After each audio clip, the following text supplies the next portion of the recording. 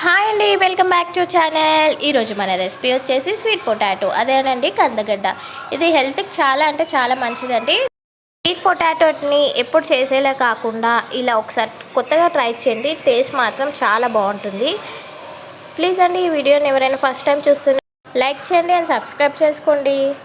ఇది ఏ విధంగా కుక్ చేసుకోవాలో చూపిస్తాను రండి. ముందుగా ఇది 3 టైమ్స్ అయితే శుభ్రంగా వాష్ చేసుకోవాలి. దీనికి మట్టి అనేది ఉంటుంది కదా, శుభ్రంగా వాష్ చేసుకొని ఇలా పక్కకు అయితే పెట్టేసుకోవాలి.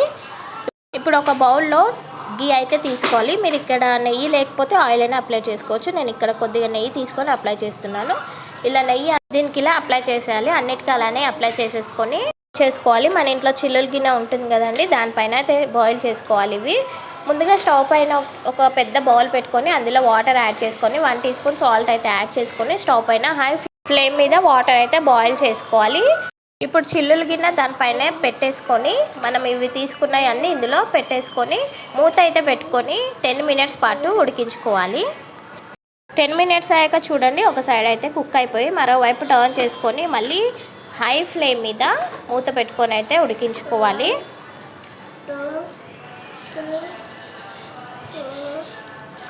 చూడండి, ఒక 5 మినిట్స్ అయ్యాక చూస్తే ఈ విధంగా అయితే కుక్ అయిపోయాయి, సాఫ్ట్గా కుక్ అయ్యాయి. చూడండి, ఇప్పుడు మన స్వీట్ పొటాటో అనేది రెడీ అయిపోయిందండి. ఇప్పుడు ఇలా తీసుకొని గిన్నె అయితే తీసుకొని పక్కన పెట్టేసుకోవాలి.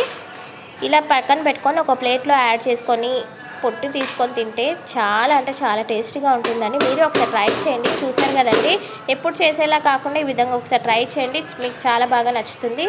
ఈ వీడియో అయితే మీకు నచ్చినట్టయితే ప్లీజ్ లైక్ చేయండి అండ్ సబ్స్క్రైబ్ చేయండి and support me. Thank you for watching.